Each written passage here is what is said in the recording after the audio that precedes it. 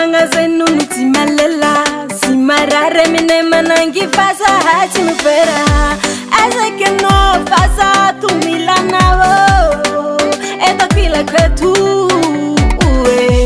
Oh mon bébé Kadana laki fazala tsetokane Sama katu tita fandi Kadana laki fazala tsetokane Tifita nyandu mangatsa Kadana laki fazala tsetokane Tisefa manafana zawo Kazama voix Misara badiririne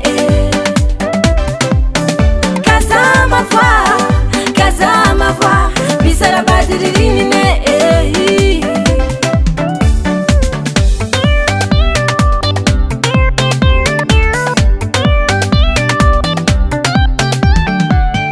Nama kuziabia katu baba Bamisi nama Zawara ikimano kana tisa bikare kara Umbena no tunga kilo keto Mavya malaki anawo Oh mon bébé Kadana laki fazala tsetokane Zawa katu tita fandi Kadana laki fazala tsetokane Tifita nyandu mangatsa Kadana laki fazala tsetokane Tisefa manafana zawo Kazama voix Misara badiririne Kazama voix Misara badiririne Kazama voix Misara badiririne Kazama voix Misara badiririne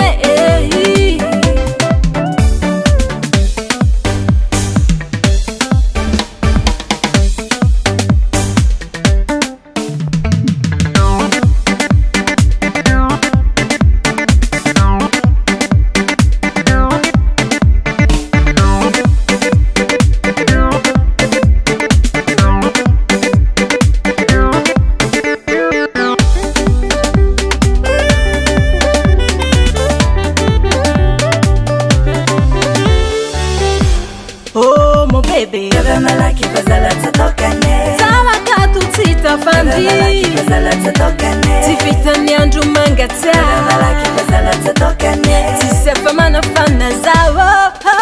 Kazama voix Misara badiririne Kazama voix Misara badiririne Kazama voix Misara badiririne Kazama voix Misara badiririne